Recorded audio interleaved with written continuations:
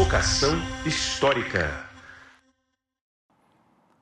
Olá, olá, olê, olê, olê, olá. Está começando, vocês sabem, mais um Provocação Histórica aqui nos canais do Instituto Conhecimento Liberta, em todas as nossas plataformas pós-pandêmicas, virtuais, surreais, de um mundo invariavelmente cheio de guerras, ou como diria a própria canção popular, de um mundo cheio de tiro, porrada e bomba.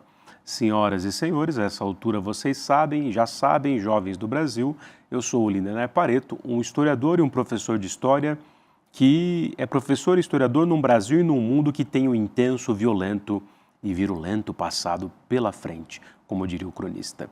E desde 2021, o Provocação Histórica traz aqui grandes narradores e narradoras para pensar efetivamente os dilemas de nossa condição humana, demasiadamente humana. Então vamos curtir, compartilhar, fazer aqui viajar a palavra da história, mas também da história do direito e do mundo jurídico, porque hoje eu tenho um convidado aqui especialíssimo que fez aqui um prefácio num livro fundamental, o livro de um sujeito que fugiu da Alemanha nazista, foi para os Estados Unidos, ganhou uma bolsa lá nos States e veio para o Brasil e escreveu sobre a Era Vargas, sobre o Estado varguista, sobre o governo Vargas, mas também sobre a figura do Vargas e sobre o povo brasileiro. Então eu tenho a alegria de trazer aqui ao Provocação Histórica o Luiz Rosenfeld. Seja muito bem-vindo ao Provocação Histórica, meu caro. Obrigado, Lindenay. Prazer estar aqui. Prazer é meu. Minha mão, como eu costumo dizer desde 2021, está gelada, mas o meu coração está quentinho porque o livro que você prefaciou está aqui em minhas mãos, ó. Aqui, Voz de Minha Alma, ó, O Brasil sob Vargas, do Karl Loewenstein, que tem aqui o prefácio do Luiz Rosenfeld, que está aqui conosco, que é professor da Pontifícia Universidade Católica do Rio Grande do Sul, manja de relações internacionais, história do direito, e é um dos prefaciadores aqui desse livraço que fala sobre o Brasil, né? Então, Luiz, uma alegria te receber. Queria aqui já agradecer a Contracorrente na figura do Rafael Valim por fazer essa ponte maravilhosa aqui e trazer o Luiz para falar desse temaço. Eu fiquei aqui impressionado, falei para você nos bastidores, ele traz questões fundamentais, não só daquele período, mas dessa nação brasileira que ele observa, né? Afinal, quem foi essa figura e por que é fundamental essa publicação? Então, acho que é fundamental, Lindenay, pela seguinte razão, né? Primeiro, a gente tem que entender o seguinte, quem é essa figura, né? Acho que esse é um livro famoso entre historiadores do direito. Uhum. Todo mundo conhece, todo mundo já leu. Quem não conhece deveria conhecer, mas é um livro que circulou pouco. Então, esse é um clássico que basicamente foi censurado por alguns anos durante o Estado Novo e depois esquecido. Então, é um livro de 42, que não conseguiu ser editado em português em 43, 44, cai o regime e aí nós temos então um livro que cai no esquecimento, mas segue circulando sobretudo em programas de pós-graduação em Direito e História do Direito. E aí surge a pergunta, quem é essa figura? Eu conheci essa obra perambulando pela biblioteca do STF, lá na última salinha tem um acervo do Levi Carneiro, primeiro presidente da Ordem, como nós falávamos em corporativismo, profissão jurídica, etc. Bom, o primeiro presidente da OAB, Levi Carneiro, lá no... Que ano que é? Essa primeira presidência da OAB? 33. 33. Então, essa edição lá circula nesses círculos. Quem é que tinha um exemplar? Miguel Reale, o Valadão, o Levi Carneiro, o Pontes de Miranda. Boa parte, eu acho, da comunidade jurídica, dessa elite do direito, tinha um exemplar e cultuava a obra. Só que a obra nunca foi vendida no Brasil sequer. Então, a edição da Macmillan de 42, ela circula de modo um pouco clandestino. E quando eu encontro essa obra ali por final dos anos 2000, 2010, mais ou menos, eu fiquei pensando, olha, um dia eu queria escrever algo assim, algo que fala do direito, que é um livro de direito, mas fala de integralismo, segurança nacional, basicamente direito e política. Uhum. E aí surge a pergunta, bom, quem é essa figura? E eu me debati com essa pergunta por muitos anos e chegou um ponto que eu me dei conta que o acervo do Loewenstein está em Amherst, Massachusetts, lá na costa leste, e um dia eu fui num evento em Boston, ali por 2018, 2019, e eu peguei um ônibus, 3 horas e meia, e fui até Amherst visitar o arquivo. Caramba. Então, só de Brasil são algumas caixas, porque ele faz essa visita, né, ele cultiva relações com os brasileiros, mas a vida dele está ali muito bem retratada, acho que em 90 ou 100 e poucas caixas. E o Löwenstein, ele é o quê? Ele é um judeu alemão, nascido, salvo engano, em Heidelberg, faz a formação em Heidelberg, Munique, França e Reino Unido, Grã-Bretanha, e depois, quando ele volta para a Alemanha, quando está no limiar de conseguir uma cátedra e rompe o nazismo, ele tem então que se refugiar nos Estados Unidos. Então ele fica um tempo em Yale, de substituto, e depois consegue uma posição com tenure, né, com estabilidade, em Amherst, que é um lugar rural. Né, uma universidade importante, é um centro universitário importante, é um grande polo, mas não é Yale, não é Harvard, não é Princeton, é um lugar, vamos dizer assim, da série B, da série C, dos grandes conglomerados universitários norte-americanos. E lá ele faz carreira. E nesse processo, então, de reconstruir a carreira já com 40 e poucos anos, ele começa a estudar, nos anos 20, 30 e 40, as ditaduras constitucionais, né, os regimes comparados autoritários. E o Brasil vira para ele um estudo de caso, ou seja, um lugar onde ele pode pesquisar, investigar e conseguir retratar o Brasil para os aliados. Então, a gente está falando de um cara, né, de um pesquisador de mão cheia, que recomeça do zero, então passa, né, da Alemanha para os Estados Unidos, Brasil, e o Brasil vira um lugar onde ele pode, então, fazer um grande estudo de caso. E ele vai, então, para o Brasil, para a Argentina, para o Chile, para o Peru e volta. O Paraguai estava previsto, mas ele acaba não indo. Então, esse é o itinerário, né, de um judeu alemão que, diferentemente de outros autores traduzidos pela Contracorrente, como Franz Neumann, o Frankl e outros, ele não é um jurista de esquerda ligado à Escola de Frankfurt ou a movimentos trabalhistas, por exemplo, da República de Weimar. Ele é um liberal clássico. E como um liberal, ele está preocupado com a falência do liberalismo político e das democracias parlamentares. Fascinante. Aí, então, ele sai da Alemanha nazista, porque sabia que, como judeu, provavelmente o bicho ia pegar, vai para os States, mas conhece a América do Sul. Mas antes da gente retomar os temas dele aqui, e estamos ao vivo aqui com o Luiz Rosenfield, que é jurista, professor da PUC Rio Grande do Sul, estudioso da Era Vargas, mas de todos os assuntos relacionados à história das democracias, do direito, do totalitarismo, do autoritarismo e tal. E o Luiz, ele estava falando dos bastidores, né? Ele era aluno do Max Weber, era amigo da Hannah Arendt, do Thomas Mann, o literato, do Lukács. Simplesmente da nata do pensamento daquela época. Então, ele, em alguma dimensão, em alguma dimensão eu diria, ele faz parte daquela última geração de grandes acadêmicos, de grandes intelectuais da República de Weimar. Então, ele é a geração, né, posterior do Weber, que talvez depois nós não tenhamos intelectuais desse calibre no pós-guerra, por várias razões, tanto pelo Holocausto, tanto pela mudança do mundo e do eixo, né? E do modo monástico e da produção de conhecimento que era assim, essa geração, que na verdade está no século XX, mas cultivando as letras do XIX. Tinha mais tempo. Mais tempo, a profissão era de fato um ofício, quase como ser, né, um sacerdote, então acho que ele representa muito bem essa viragem.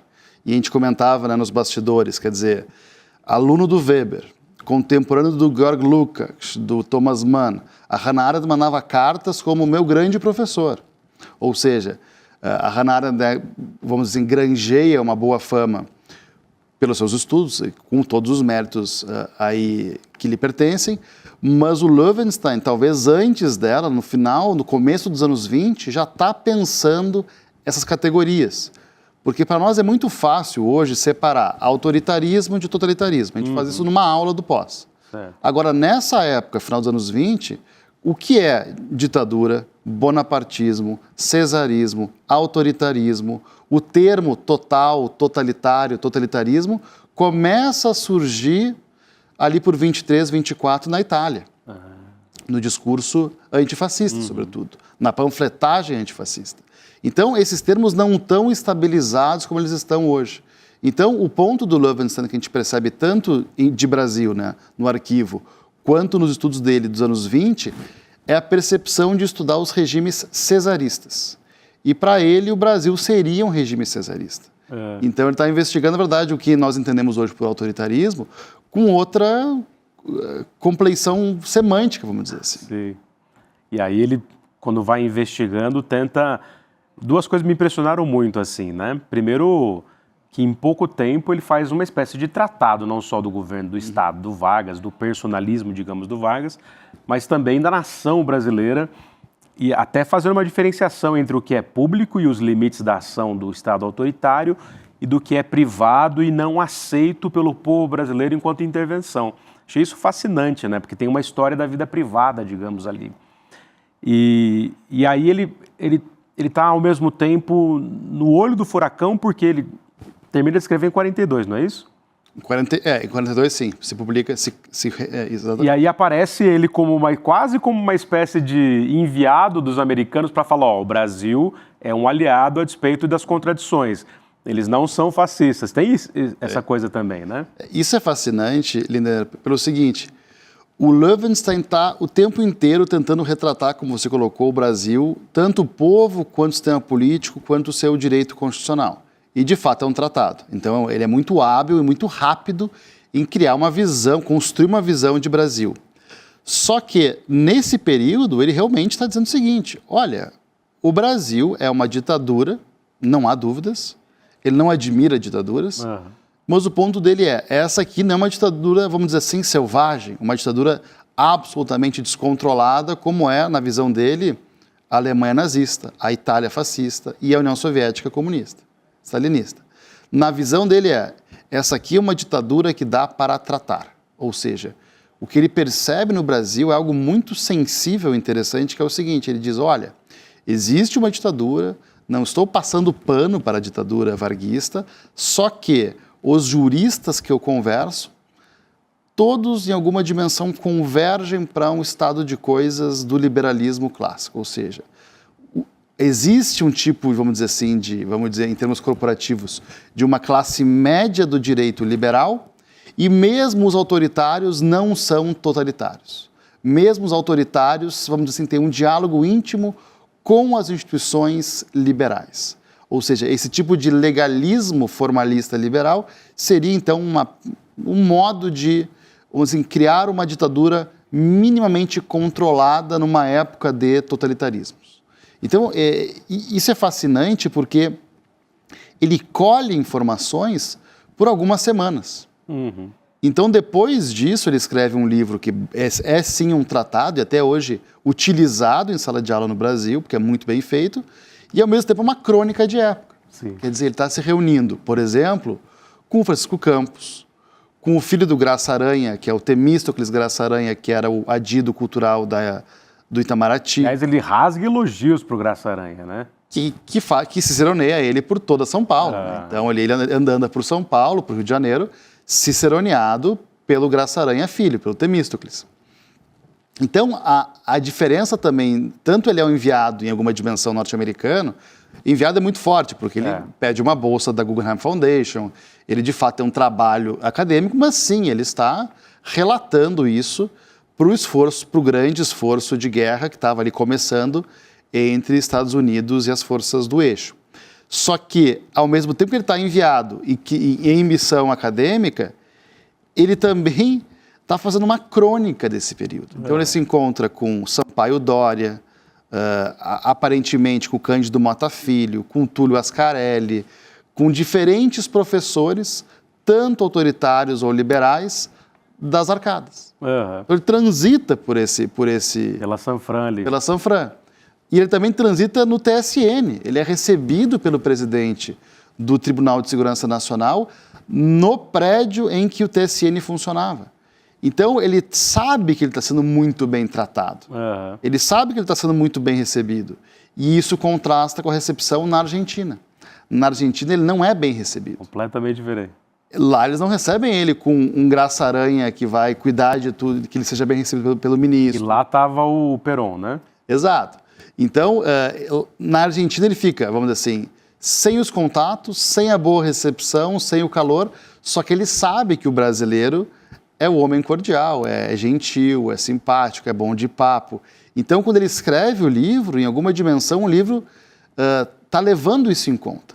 Que ele tem que cuidar para não ser, vamos dizer assim, sequestrado pelo hóspede dele, pelo anfitrião. Ele sabe que ele tá sendo, que o modo latino é muito caloroso. Então ele escreve com algum receio de não posso gostar demais do Brasil. Então ele diz, olha, eu tentei ser crítico do regime e eu tentei também, né, levar em conta o que tem de bom nesse país. E ele diz, nesse exercício eu não agradei nem à esquerda nem à direita. Sensacional. Eu fui cancelado pela oposição, porque eu fui conivente, entre aspas, conivente com os atos de uma ditadura, e pelos membros da ditadura eu fui absolutamente crítico quando não poderia ser crítico do país, porque eu fui bem recebido. Então ele disse, olha, isso é uma carta que é a epígrafe do meu prefácio, que é Caminhos e Descaminhos de um Clássico, dessa edição da Contracorrente, que é uma carta para o Frank Tannenbaum, que é também um jurista exilado do nazismo, austríaco, especialista em México, e ele fala para o Tannenbaum, olha, eu tentei fazer o caminho do meio, mas eu consegui desagradar gregos e troianos. Basicamente, a esquerda e a direita não gostaram do livro, e o livro então ficou, vamos dizer assim, sem grandes fãs. Impressionante, mas no fim das contas ele amou o Brasil, né? Quer dizer, o Brasil tem essa capacidade de ter essa história autoritária brutal, de fio a pavio, de A a Z, a história da escravidão, por exemplo, que acho que é uma dimensão que o mundo jurídico demorou a considerar, né? Acho que, inclusive, mas o próprio livro do Bruno Rodrigues de Lima sobre Luiz Gama mostra isso, né? Mas, e aí eu te provoco, né? Então, é quase como se ele estivesse falando assim, não, então o Vargas é uma dita branda. Para lembrar da Folha de São Paulo e o editorial da Dita Branda. O que você tem a dizer sobre isso? Não, né? É uma boa colocação. E se percebe nas entrelinhas que ele está atormentado com isso. Só que o ponto do Löwenstein, nessa época, a gente tem que se botar um pouco na posição que ele estava. O ponto dele não era apenas ditadura ou democracia, ou ditadura e não ditadura. O ponto dele é a repressão aos atos subversivos. O ponto dele é, nós temos que ter uma democracia militante, que é o texto famoso dele de 37. Ele é um dos pais da ideia de democracia combativa, militante. Saudades de um liberal clássico, né? Democrático, efetivamente. Esse é o ponto. Então o ponto dele é, olha, me respeito aqui na América Latina por uma razão muito simples. Com meus textos em francês, meus artigos sobre repressão à subversão política são lidos em Montevidéu, em Buenos Aires, em Lima, em Santiago e no Rio de Janeiro. Ele chega na América Latina, vamos dizer assim, respaldado pelos textos dele em francês sobre combate à subversão, dizendo, olha, nós precisamos, a democracia não pode ser fofa, ela não pode ser molenga, ela tem que ser uma democracia que veste realmente, vamos dizer assim, que ela realmente defende os seus princípios de dignidade de pessoa humana, etc. Só que ele está, vamos dizer assim, como é que eu posso dizer assim, no fio da navalha, que é, qual o limite disso? Qual o limite do combate à subversão? Então ele é um cara que está atormentado em alguma dimensão, por dizer o seguinte, como é que eu controlo o partido nazista no Brasil? Como é que eu tenho algum controle estatal sobre movimentos fascistas, por exemplo, nas colônias do sul do Brasil? Então, esse é o ponto dele. O ponto dele é, as ditaduras estão postas em boa parte do mundo. Então, claro que para ele a democracia seria o que ele está pregando. Mas no calor dos acontecimentos, ele está olhando para isso. Olha, como é que eu crio sistemas que não que ele reconheça a necessidade de um regime autoritário, mas ele diz o seguinte, olha, no final do dia, o nosso problema hoje, imediato, premente, é combater o extremismo político que solape qualquer estrutura democrática liberal. Claro, aí a gente entra nessa contradição que é a ideia de uma democracia militante. Aí ele vai defender uma legislação de segurança nacional que não é a nossa, não é aquela que a gente colocou nos anos 35, 36, mas ele diz, olha, a democracia não pode ficar parada esperando vir o nazismo, esperando vir o fascismo. Esse é o grande ponto dele. Sensacional, quer dizer, tem uma atualidade brutal, né? Demais, demais. E pensando aqui nessa fotografia que está aqui atrás da gente, minha gente, ó, tá ali o GG, ainda o jovem GG, inclusive, né, com a sua farda de militar, porque ele tinha acabado de tomar o poder em 1930, né? Exato. E aí fala um pouco disso, pensando no Lowenstein, mas nas suas pesquisas também, porque ele consegue explicar muito bem por que depois também o Vargas ceifou não só os comunistas do Prestes e companhia, mas também os Plínios Salgados da vida, né? Que são os integralistas fascistas. Quer dizer, quem é esse Vargas? Que está aqui, mas está nas suas pesquisas, que ao mesmo tempo que é um ditador, ele consegue reinventar o Estado brasileiro e arbitrar o capital e o trabalho, ou seja, dando dignidade, em partes, à luta da classe trabalhadora. Claro que ele não deu de graça, isso foi parte da luta do próprio movimento operário, né? Mas fala um pouco para a gente disso, desse sujeito aí impressionante. E acho que a sua pergunta, Linder, me ajuda muito pelo seguinte: como o Lowenstein estava pensando, né, na repressão, nos movimentos de, vamos dizer assim, de subversão da ordem democrática, ele chega no Brasil justamente em começo de 41.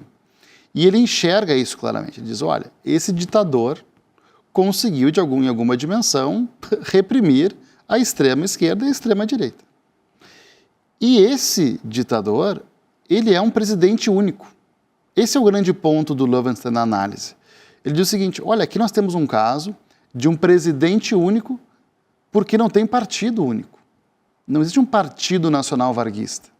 Então ele fica assim completamente obcecado com essas questões, assim, entre aspas, menores, peculiares do Brasil, e diz o seguinte, olha, e ao mesmo tempo não só tem um caso único no direito comparado, que é o caso de um presidente único sem partido, não só isso, esse cara conseguiu, então, controlar as massas dialogando diretamente com o povo.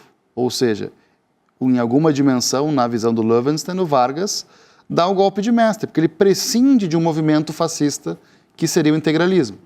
E consegue, então, ostracizar o comunismo brasileiro, dizendo, não, eu estou dialogando entre aspas, uma democracia direta, na visão de época, uma democracia autoritária direta, que era como eles colocavam o regime, em que se dialoga diretamente com esse povo disciplinado, controlado e também reprimido. Então, na visão dele, ele pensa o seguinte, olha, aqui nós temos um presidente único muito habilidoso, que outorga uma Constituição, que é a polaca de 37, só que ela é uma não-Constituição. Então, uma das partes mais geniais do livro é que ele inaugura a ideia de uma Constituição fantasma. Fantasma por quê? Porque essa Constituição, que ela é outorgada, que ela é dada de cima para baixo, ela é uma Constituição que previa um tipo de plebiscito, de referendo. É uma Constituição que não respeita a sua disposição essencial para a sua existência. Então, alguns anos depois do regime colocar a Constituição em vigor, deveria haver um plebiscito, que nunca é chamado. E ele diz, olha, essa Constituição fantasma é uma não-Constituição. Isso quem colocou a não-Constituição foi meu colega de curso, de departamento, que é o Luciano Abreu. Ele tem um artigo sobre o sentido da não-Constituição de 37. Ou seja, o Lowenstein está vendo peculiaridades do regime e da sua Constituição e colocando, olha, isso aqui é um regime muito interessante. Porque o olhar dele é um olhar do comparativista. Ele é um pensador do direito comparado, que é uma disciplina que está se afirmando nessa época. Hoje é mais pacífico falar em direito comparado. Nessa época é uma área que está ali loteada um pouco na ciência política, um pouco no direito, mas ele é um dos grandes consolidadores da própria ideia de direito comparado. Figuraça, né? Tem uma expressão que ele usa aqui, quando ele faz a síntese mais para o fim, que ele chama a Alemanha o nazismo no caso, de um misticismo mecanizado. Achei isso genial. O que ele quer dizer com misticismo mecanizado? O ponto dele realmente muito interessante ir ao arquivo dele, porque a gente começa a ver essa sobreposição de coisas que a gente está colocando aqui. Quer dizer, o aluno do Max Weber, a primeira geração de judeus, primeira não, mas uma das primeiras gerações de consolidação da assimilação do judaísmo da Bavária, por exemplo, de Munique, de Heidelberg, dessa região. A gente percebe alguém que está pensando sobre questões que ele não pensava que ele ia ter que se endereçar. Aí quando ele percebe esse obscurantismo nazista, esse misticismo mecanizado, deve ter sido muito difícil para ele entender como que a Alemanha teria dado um giro tão obscurantista. Mecanizado no sentido, vamos dizer assim, proto-fascista não, fascista mesmo, nazista, e de um misticismo que era alheio à alta cultura alemã. Quer dizer, o Max Weber e essa geração jamais pensariam que a Alemanha iria enveredar para um caminho tão vulgar em termos de letras. E o nazismo, sobretudo, é uma vulgarização de tudo, do conhecimento, da vida humana, da dignidade, mas pensando no olhar acadêmico, quando que alguém que se formou em Direito na Munique dos anos 1900, 1910, iria pensar que em 20 anos seria caminhar para essa, como é que chama, mistificação? Misticismo mecanizado. Misticismo mecanizado. Acho que seria isso que ele estava observando, né? E aí tem esse apelo, né, que até hoje existe, porque ele, na verdade, é do capitalismo, né? Esse apelo à tecnologia, essa exaltação que vem do Marinetti, vem dos futuristas e das vanguardas também. Mas o Marinetti era fascista. Exatamente. Né? E aí tem esse culto brutal à tecnologia e à mecanização via tecnologia, né? Quer dizer, o campo de concentração explica um pouco isso, né? Agora, você falou desse... Como pôde uma sociedade respeitada, erudita, dona dos maiores filósofos e filósofas desse mundo, pelo menos do mundo ocidental? A Hannah Arendt fala isso depois da guerra. Ela fala como que pôde a respeitada sociedade alemã e europeia sucumbir diante do Hitler. E um Heidegger da vida acreditar nele, né? Porque o Heidegger acreditou nele, né? E seguiu acreditando. Mesmo depois da guerra? Nunca se desculpou, né? Nunca nem fez uma meia-culpinha? Não, fez meia-culpa, né? Então,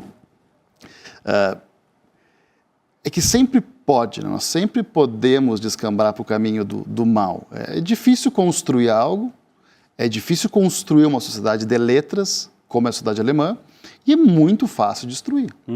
A gente percebe isso nas coisas mais triviais da vida. É difícil montar uma universidade? É muito fácil destruir uma universidade. É fácil construir um instituto? Não, é muito difícil. Agora, é muito fácil destruir um instituto. E é assim para tudo. Eu acho que, em alguma dimensão, sim, o nazismo, obviamente, é singular, e o Holocausto absolutamente singular na nossa história da humanidade, mas ele é, em alguma dimensão, eu não vou entrar na banalidade do mal. Eu acho que ele é singular em várias dimensões, mas, por outro lado, ele é uma representação da maldade tal qual. Pode acontecer em absolutamente qualquer lugar. Impressionante. E pensando nessa expressão dela, banalidade do mal, né? Então, você aplicaria isso para outros momentos da história, incluindo o bolsonarismo no Brasil? Aí é uma colocação. Aí estamos esticando um pouco. Esticando bastante, mas que não foi uma espécie também no liberalismo de antessala do fascismo, né?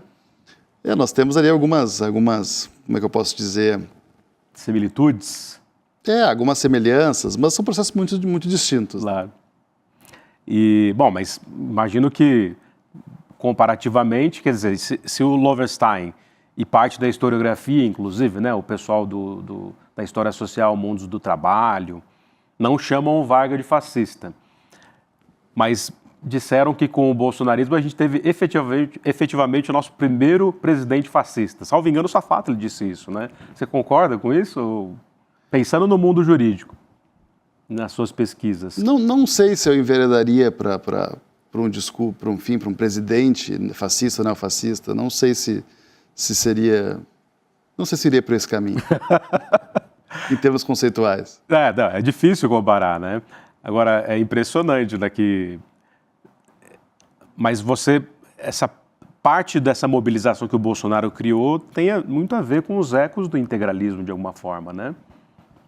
Mas se a gente pega, por exemplo, um texto que é muito legal do Odilon Caldeira Neto e do Leandro, da Federal de Juiz de Fora. Eles têm um livro importante, que se eu salvo engano pela FGV e depois pela Routledge, que eles fazem o organograma, vamos dizer assim, integralismo, a PRP nos anos 50, que é o Partido de Representação Popular, e depois o neo-integralismo nos anos 70, 80 e 90. E a gente percebe como o integralismo, ele, em alguma dimensão, ele vira um tipo, ele desidrata, já nos anos 70. Então, nos anos 80 e 90, ele já é quase que uma caricatura de si mesmo. Então, acho que o integralismo ele vai criar outras propostas. TFP, vai ir para outros caminhos. Então, eu acho que é um esgotamento desses fenômenos que a gente vê aqui no Löwenstein e na Era Vargas, que vão dar vazão para outras questões dos anos 2000 em diante. Então... Não, perfeito. Ó, que tem muitas, por exemplo, quando ele fala dessa dificuldade que o regime autoritário no Brasil tem de convencer a nação, o povo, a sociedade brasileira de algumas intervenções, dá a impressão que ele está dizendo que ele está sendo muito adepto do homem cordial, né? Ele tem um tipo os weberianos, porque foi aluno do Weber, né? Aí pega, por exemplo, a capa da Contracorrente. Ficou belíssima, eu gostei muito. Lembra um pouco o integralismo. Fecha aqui, ó, voz de minha alma lá. Mas é um texto, ficou muito bonito, eu gostei demais. Só que a capa do Brasil Under Vargas, da Macmillan de 42, eu tenho ela fotografada no meu arquivo pessoal. A capa é o Pão de Açúcar. É uma visão muito mais festiva do Brasil. Olha não é uma só. capa tão severa, tão pesada, assim. Quer dizer, a capa dele é basicamente, não, o Brasil naquela visão meio Carmen Miranda, assim. Aquela visão, assim, o Pão de Açúcar, tal, o Brasil sob o Vargas. Quer dizer, é uma representação completamente diferente da edição que nós temos hoje na primeira edição então, brasileira. Meteram um Pão de Açúcar, né? Quer dizer, a visão dele é uma visão, o Brasil não é nazista, graças a Deus. Vamos lá, né? Vamos romper rápido com o eixo, porque era esse o momento, né? 42, Pearl Harbor. E justamente nesse é no limiar, né? Pearl Harbor no final do ano, a viagem é antes de Pearl Harbor. Então a viagem acho que é em abril e maio. Pearl Harbor é em dezembro de 41, salvo engano, e o livro é de 42. Então, da viagem ao livro, nós temos de fato a entrada na guerra.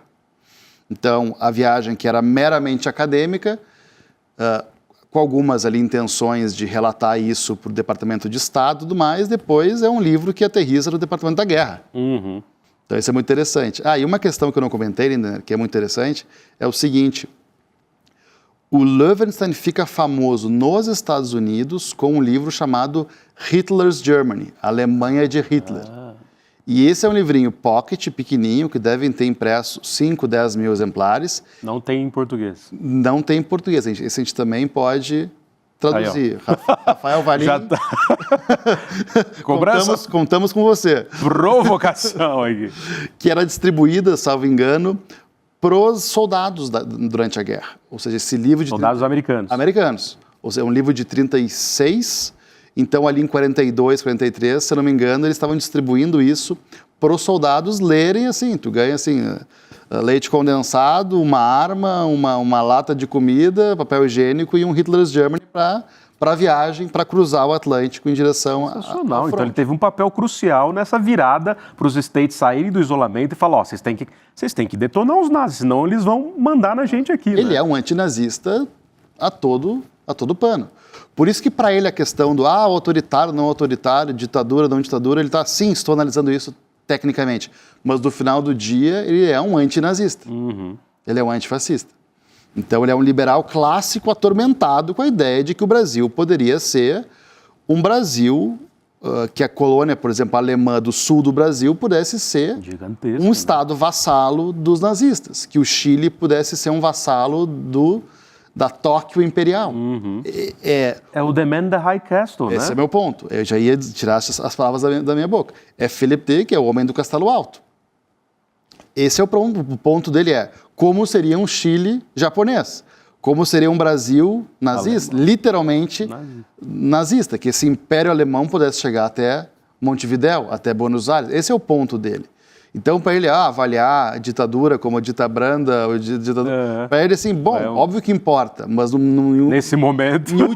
Num primeiro momento não importa, em último momento, sim. Então, isso é muito interessante, né? Como ele estava realmente totalmente obcecado com a ideia de proteção do Cone Sul. Tanto é que ele participa de um comitê, que, salvo engano, é o Comitê de Proteção do Cone Sul, que ficava em Montevidéu. Então, ele se corresponde com vários juristas uruguaios, argentinos, chilenos, por muitos anos, depois da guerra, inclusive. que ele cria, né, uma rede de contatos de grandes juristas, de bacharéis, que ele se correspondia nessa época do comitê. Fascinante. Ó, prosa aqui maravilhosa com Louis Rosenfeld, que é jurista, historiador do direito, doutor e especialista aqui não só no Lovenstein, mas também em intelectuais da própria Vargas, né? Você tem pesquisa sobre o Francisco Campos, né? Quem que foi essa figura que tanto impressiona, que redigiu várias coisas, inclusive da Constituição, né? Pois é, o Francisco Campos, ele é uma figura assim que talvez seja o intelectual de época mais citado, mais trabalhado, mas menos estudado. O que eu quero dizer com isso? O Francisco Campos, ele escreve o AI-1, o preâmbulo, e a polaca, a Constituição de 36. Estava lá em 64 fazendo o AI-1. Estava lá. Quando tem o regime militar, ele é um dos chamados para fazer, então, a redação legalista do primeiro ato. E o Carlos Medeiros Silva, que era mais jovem, escreve as cláusulas subsequentes. Mas o preâmbulo é dele, ou seja, a Revolução tem que ser regulada, tem que ser normatizada, e quem tem o poder pela força pode simplesmente fazer um primeiro ato, né, e revogar a Constituição. Em 37, ele muito mais jovem, ele está, então, moldando essa ideia corporativista, autoritária e tudo mais, para criar, então, a Constituição de 37. E em 30, ele também é um revolucionário junto com esses que estão aqui atrás. Não identifiquei ele aqui atrás, mas junto com os gaúchos, ele faz parte da articulação do Partido Mineiro. Então, o Campos ele acaba sendo assim, esse jurista de duas ditaduras. Ou seja, alguém que está totalmente fixado nessa ideia, primeiro, de combate ao tenentismo, nos anos 20, nos anos 30 e final dos anos 20 e começo dos 30, ele está muito focado na questão da educação. Então, ele é um reformador da educação. Ele vai ser ministro, né? Vai ser ministro da educação e depois da justiça. E depois disso, ele vira, então, um parecerista reconhecido no Rio de Janeiro nos anos 50 e 60. E antes de falecer, então, ele redige o AI-1. Então, o Campos, ele é um jurista muito focado nessas questões do confronto institucional, de fato, na crise institucional. E por mais de uma vez ele vai advogar, então, por medidas autoritárias para salvar a nação. Eu estou escrevendo a biografia dele, vai demorar algum tempo, mas espero explicar isso em termos de uma biografia de um intelectual, porque, sobretudo, eu enxergo o Francisco Campos como um intelectual do direito e menos como um político. Eu acho que ele é um político quase que por acidente. Impressionante. Não, vai ser uma biografia fundamental. Francisco Campos, quer dizer, é muito louco como Vargas, aí pensando no Lovenstein de novo, né? Vargas reúne essas figuras de vários espectros diferentes, né? Então você tem um Capanema que tem como secretário um Carlos Drummond de Andrade, sabe, os intelectuais da brasileira. Tem o Rodrigo Melo Franco, mas que também contou com o apoio de um Mário de Andrade para o SFAM, né?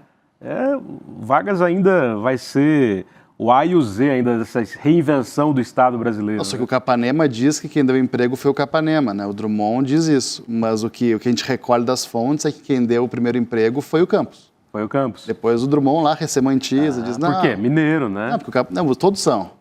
Uma minerada total. A minerada, só que depois, lá nos anos 60, o Drummond diz, não, o primeiro emprego para entrar no Estado Novo, né, entrar no regime que não era exatamente democrático, foi o Capanema, mas a porta de entrada ali na Secretaria Mineira foi o Campos, um dos padrinhos dele é o Chico Campos.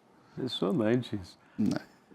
Ó, Voz de Minha Alma, muito obrigado, viu? Você achou a capa, né, da versão original do Lovenstein, mostra aí, ó. Brazil Under Vargas. Essa, não tem o Pão de Açúcar nessa daí? Olha lá, ó, de 42. Essa acho que eu tenho em casa, depois eu te mando. Impressionante, né? Lá em English, foi publicado pela Macmillan Company em 1942, em Nova York, né? Exatamente. Impressionante. E deixa eu te provocar aqui, meu glorioso Louis Rosenfeld, a quem eu já agradeço, professoraço aqui, pesquisador de mão cheia, professor da PUC Rio Grande do Sul, especialista também em assuntos como relações internacionais e prefaciador aqui, né, organizador desse livraço publicado, é a primeira vez que publica-se no Brasil em português? Primeira vez. Do Brasil sob Vargas, do jurista alemão Karl Lovenstein. Como é que fala a pronúncia boa em alemão? Lovenstein. Lovenstein. Ih, meu alemão tá péssimo aqui. 84 anos depois. Löwenstein. 84 anos depois, sujeito que aluno do Weber, amigo da Hannah Arendt, amigo do literato Thomas Mann, imagina, gente, e que foi para os States fugindo do nazismo hitlerista. E pensando em nazi, Hitler, judeus, você é gaúcho, né? Gaúcho. Descendente de uma família alemã, Rosenfeld. Não, ucraniana. Ucraniana. Império Russo, né? Então, a família... Judeus do Império Russo. Isso, uma parte, então, da Ucrânia e da Polônia, né? Hoje a gente não sabe muito bem o que... Tudo era Império Russo, na verdade. Uma pequena parte da Turquia. Então, são basicamente judeus askenazi do leste. Uhum. E o Löwenstein faz parte de uma outra cepa de judaísmo, que é o judaísmo alemão, né? Que é um judaísmo altamente ilustrado, que tem seu ponto, vamos dizer assim, na ilustração no século XIX, que eles começam a poder entrar nas cidades. Uhum. Né? Então, o primeiro é Mendelssohn, que começa, o grande filósofo, consegue entrar em Berlim pelos portões, junto com o gado, e depois, gerações e gerações, conseguem, então, prosperar. Então, o Löwenstein é a figura clássica do judeu assimilado, daquele judeu alemão, que acaba sendo quase mais alemão do que judeu, e que depois, com o nazismo, dá conta que não é bem assim. Então, para essa geração, deve ter sido um tipo de encontro, vamos dizer assim, com o mal, com a maldade, terrível, porque de todas as comunidades judaicas da Europa, talvez a última que pensou que isso pudesse acontecer é a alemã. Porque eles estavam tão enraizados ali. E prósperos, entrando nas universidades. Isso vale para o Freud letras. também, de alguma também, maneira? Para a Áustria e para a Alemanha. Né? Agora, o judeu ucraniano, daquelas pequenas aldeias do Shetl, da Polônia, daqueles lugares pobres que se assemelhavam como uma aldeia, uma vila, quase como um pequeno gueto rural, esses estavam mais conectados com um tipo de judaísmo ancestral raiz, com discriminação a todo pano, sem possibilidade de ascensão social, de exercer dadas profissões, de conseguir bons empregos, com progromos. Esse judeu estava, vamos dizer, mais conectado com as agruras do dia a dia, do cotidiano, a normalização da diferença. Agora, o judaísmo da Bavária, de Berlim, esse jamais pensou que isso fosse acontecer, que é a história do Horkheimer também. Filhos de industriais, né, judeus de alta classe que jamais pensaram que isso pudesse acontecer. Então essa é a grande questão. Né? A minha família, no caso, sai da Europa do Leste, vai para Boston, de Boston muda o nome de Knižnik para Rosenfeld. Qual que era o nome original? Knižnik. Knižnik? Knižnik. Muda para Rosenfeld? Muda para Rosenfeld, no sentido de a história familiar é de que, bom, vamos abandonar qualquer nome eslavo e assumir um nome do judaísmo norte-americano aleatório e vamos esquecer desse lugar, que é muito comum nas comunidades judaicas aqui de São Paulo, do Rio, de Porto Alegre, de um pouco de esquecer da Rússia, né? Da Ucrânia, da Polônia, do Império Russo. A ideia de não se fala mais nisso, aqui nós somos bem tratados, isso aqui o Brasil é bastante, não precisamos de mais nada, é uma geração muito silenciosa, em termos de história oral é muito interessante que os meus bisavós, né, e os bisavós de muitas pessoas que eu conheço, não falavam sobre isso. Não falavam da Polônia, não falavam da Moldávia, não falavam da Ucrânia, né, e acho que isso é muito sintomático, é uma geração muito silenciosa que quer esquecer, não da sua origem judaica, mas esquecer do que sofreram em impérios absolutamente, né, atrozes, cometiam pogromos sucessivos e depois redunda no Holocausto. Você fala pogrom é extermínio, né? Pogrom é extermínio sancionado pelo Estado. Então são rodadas de massacres sancionados pelo Estado, sobretudo o Estado czarista.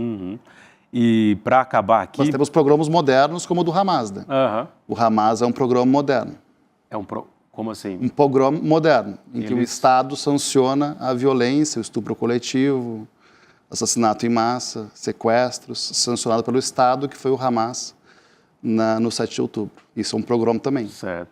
Contra o povo judeu. Contra o povo judeu. E aí, para não perder a oportunidade, porque isso, em perspectiva histórica, dá a dimensão da tragédia, do drama e dos crimes cometidos, né? Você como descendente, pensando nessa história dos pogroms, e o Estado de Israel do Netanyahu, né? Você define o que ele faz como genocídio? Não defino. Não? Não. Por quê? Porque nós temos aqui uma guerra em andamento em que eventuais crimes de guerra são processados por uma democracia. Isso é diferente de falar em genocídio. Então você discorda cabalmente de Breno Altman, do próprio Michel German, né, que também é judeu? Discordo cabalmente. Entendi. Ó, senhoras e senhores, Luiz Rosenfield, professor da PUC Rio Grande do Sul, jurista de mão cheia e que, aqui ó, foi fundamental para essa tradução pela Contracorrente, O Brasil sob Vargas, Karl Lovenstein, aliás, uma grata surpresa para mim também, historiador ignaro do mundo do direito, e estou adorando ler aqui, e te agradeço muitíssimo, meu caro, pela vinda no Provocação Histórica. E tem alguma coisa que tem aqui no livro ou no seu prefácio que você queria falar e o entrevistador não perguntou? Olha, eu acho que a gente cobriu uma boa parte do livro. Há uma questão até interessante, Lindana, aqui, complementando a questão do Thomas Mann. O Loewenstein queria dedicar o livro, salvo engano, para o Justice Frankfurter. Eu não lembro se é o Brandeis ou o Frankfurter, acho que é o Frankfurter, que era o ministro, então, da Suprema Corte Norte-Americana, e o Frankfurter responde, olha, como isso aqui é um assunto delicado, como é um assunto polêmico, eu não sei se eu quero que você dedique para mim esse texto. Então ele meio que tira o corpo fora, diz, olha, eu sou um justice, ou seja, ele é muito prudente, diz, não sei muito bem como é que vai ser recebido esse livro, etc. Deixa para lá. Quem diz é o Thomas. Isso, o Frankfurter. Ele diz, não sei se é adequado a minha posição e tudo mais. E daí depois, então, ele, bom, como não pode dedicar, então ele dedica para o Thomas Mann. Ah, tá, claro. Então é o jornal falando, não, peraí. Isso. Isso é numa carta. Tá. Uma carta. Ele diz, olha, posso fazer uma dedicatória aqui, dedicar o livro, né, uma epígrafe dedicado ao Justice Frankfurter. Ele diz, não, deixa para lá, melhor não. Muito polêmico agora nesse período. Aí ele dedica, então, pro Thomas Mann. E o que era o Justice Frankfurter? Era uma instituição? Não, Frankfurter era um juiz... era um juiz, eu tô achando que é um... Não, um ministro, salvo engano, acho também judeu, não sei Justin? Justice, de ministro. Ah, sim. Lá eles chamam o ministro de Justice, né, de juiz. Eu achei que era o primeiro nome dele aí. Ó. Não, era um ministro da Suprema Corte norte-americana. Aí, como ele era ministro, ele diz, olha, não sei, melhor não. Entendi. E aí ele dedica, então, pro Mann. Sensacional. E pensando nisso tudo que você viu aqui, suas pesquisas, essas figuras como o próprio Francisco Campos, essa coisa do homem cordial, até lembrando de Weber e Sérgio Buarque de Holanda, olhando para essa câmera aqui, Rosenfield, direto do leste europeu para o mundo e para o Brasil. O que é o Brasil? O que é o Brasil? Boa pergunta. Mas o ponto é o que é o Brasil, em que sentido? Dentro das suas perspectivas de pesquisador, povo brasileiro, o que é o povo brasileiro? O que é o povo brasileiro? Olha, eu diria que nós somos esse caldo multicultural que nós temos que apreciar mais. Acho que o Brasil, de fato, é um país peculiar, com toda a sua desigualdade, a sua violência, mas a gente tem um elemento assim inexorável, que é uma pluralidade, uma diversidade, que, infelizmente, a violência, a desigualdade, às vezes, coloca um pouco de neblina, um pouco de fumaça na frente disso, mas ainda é um país muito bom de se viver. Muito bem, muito obrigado. E eu estava esquecendo aqui, Vento da Massa, antes de falar tchau para o Luiz se despedir do nosso grande público, eu recebi aqui do Instituto Dom Phillips Como Salvar a Amazônia, uma busca mortal por respostas, contando a história do jornalista brutalmente assassinado, ele e o Bruno Pereira na Amazônia há 3 anos atrás, em 2022. Né? Uma história que movimenta o Brasil e o mundo, ainda um crime sem respostas, né? Mesmo que a gente faça as nossas ilações. E eu recebi também aqui da Vanessa Goulart, fecha-me aqui, esse livraço também, Vanessa Goulart, que é atriz, que é dramaturga, diretora, Frases Curtas para Dias Longos. Vanessa Goulart, autora e também, entre outras coisas, da família Goulart e da família Bruno, né? Ela é neta do Paulo Goulart e da Anissete Bruno e filha da Bárbara Bruno também. Um beijo no seu coração, viu, Vanessa, por me enviar o livro aqui. E ao pessoal da Contracorrente, Rafael Valim e companhia, por trazer aqui, inclusive, o nosso glorioso Luiz Rosenfield. Meu caro, muito obrigado. Despeça-se do seu grande público. Obrigado, agradeço a atenção, Linda. Foi um prazer estar aqui. Obrigado pela atenção. Adoro conversar sobre o Löwenstein, sobre Era Vargas. Foi um prazer aqui ser recebido com pompa e circunstância. É isso, meu caro.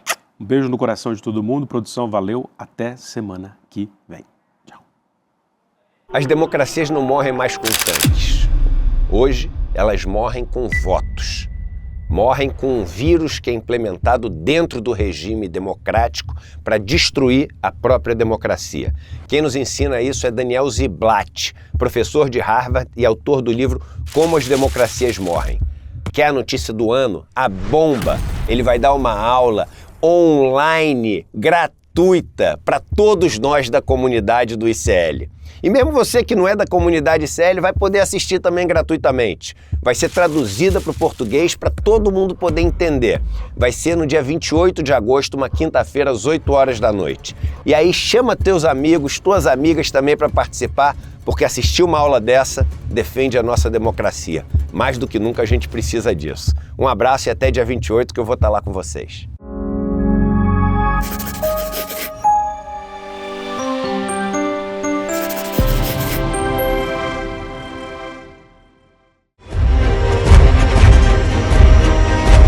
Provocação histórica.